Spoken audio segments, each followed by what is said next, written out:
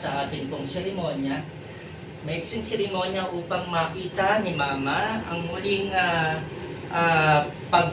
pagbabalik ng mag-asawang Jay and mag-asawang Lani. Pero bago pong lahat, tayo po'y paalalahanan ng salita ng Panginoon patungkol sa pag-ibig. So mula sa aklat muli ng ating pong unang Korinto, kabanatang 13, ito po'y alam ng lahat, ngunit bibigyan po natin ng partikular na diin ang salita, ang pakahulugan ng patungkol sa pag-ibig. Bago po tayo magkaroon ng exchanging of rebounds, pakinggan nyo, Lani, pakinggan nyo, Jay, ang muling pagpapaalaala ng banal na spirito sa bawat isa na naririto. Ang sabi rito ay, kung makapagsasalita man ako sa iba't ibang wika ng mga tao at ng mga anghel, ngunit wala naman akong pag-ibig, para lang akong batingaw na umaalingaw-ngaw or pompyang na tumataginting.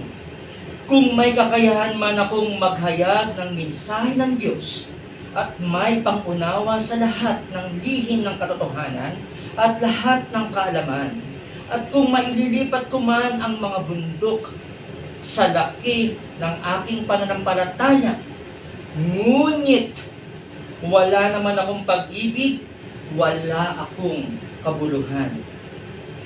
At kahit ipamigay ko man ang lahat ng aking ari-arian at ialay pati aking katawan upang sunugin, kung wala naman akong pag-ibig, wala pa rin akong mapapala.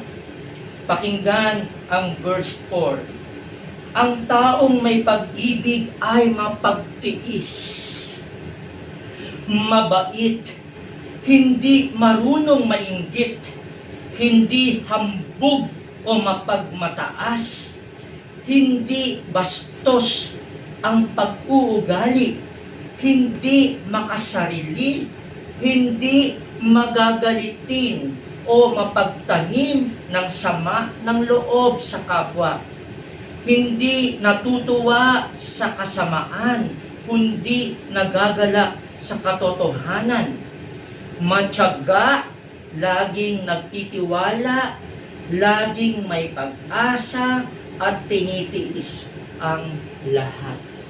Tayo po ngayon ay magkakaroon ng maliit na pagpapahayag ng isa't isa.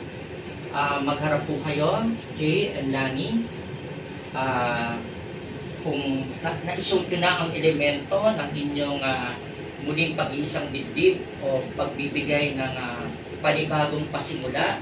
Pastor Jay, Brother Jay, meron po ba kayong mensahe sa iyong asawa, kay Lani, na ibibigay po bilang pangako sa harapan ni Mama? Dahil ang bagay na ito, tandaan po ninyo kapatid, ay hindi po para sa inyong dalawa, kundi para sa atin pong nanay. Kaya nais po marinig ni nanay, ni Mama, ang iyong sumpa at iyong pangako muli para kay Lani. Magsimula ka na, Pastor Jay.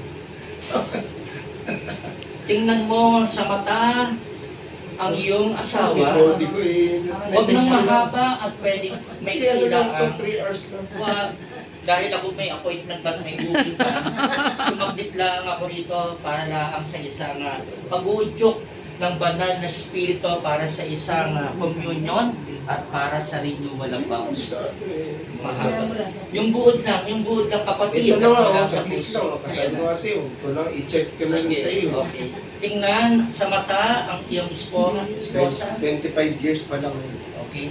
Mahal, pakitutukan ng camera at nais iparinig ng malakas ang marinig ni Mama.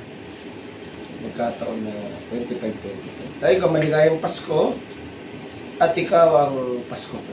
Tingnan ang kanyang mga mata at huwag kang tumingin sa akin. Sorry sa lahat ng mga nagawa ko.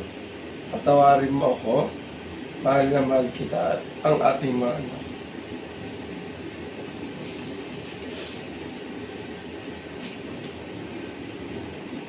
O ikaw, Yun lang? mo rin. Ah, Sabi mo may clip. Okay na, maaari naman sa'yo, Chat ka, Kilani. may Tignan ang mata ng iyong sponsor. Hindi ko pa. Han, maligaya ako ngayong Pasko kasi hindi kitang nakapiling. Sorry din sa lahat ng mga nagawa nasabi ko sa iyo. Nawa, patuloy tayong magpatawaran sa isa't isa. Mahal na mahal kita at pati yung ating mga anak. Tapos dinugtungan ko lang kasi yung aking chat sa kanya. Nawa, kausapin mo rin at lambingin ng ating mga anak. Naghihintay at nananabik din sila sa kanya. Yun yung message ko lang sa kanya. Bilang pangwakas, kayo po ay tatanggap ng pagbabasbas ni Mama. Mama, maaari po ba niyong basbasan si Lani at si Jay sa kanila pong muling sumpaan ng kanila pong pag-iisang bigli? Aming Ama, salamat po sa mga oras na ito. Napakahiwala aming Ama ang lahat ng bagay. Pati din nyo na hindi ko naman ninano ang mga bagay ng kaligayahan at kapayapaan ng pamilyang ito. Ngunit Ama, ang plano pala Ama ay nababago ang kapatid ito. Ama, hindi na sayang ang mga panahon na ako'y narito sa ospital upang kusi-kusi na ang pantay sa akin na aking mga mahal sa buhay.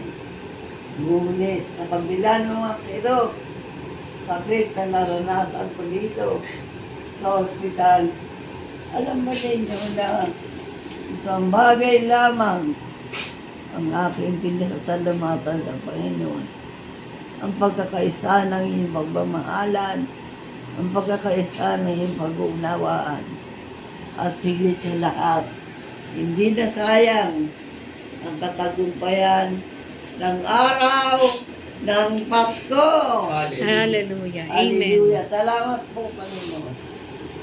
Salamat sa iyo ang lahat ng ito.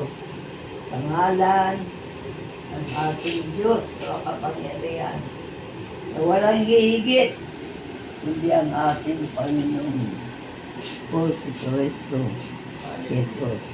Amen. Amen. Amen. Congratulations. And now, you may now kiss the bride. Ang bilis. Dito naman ang camera. Ulitin mo. Okay. Palakpakan ng bagong kasal. Congratulations.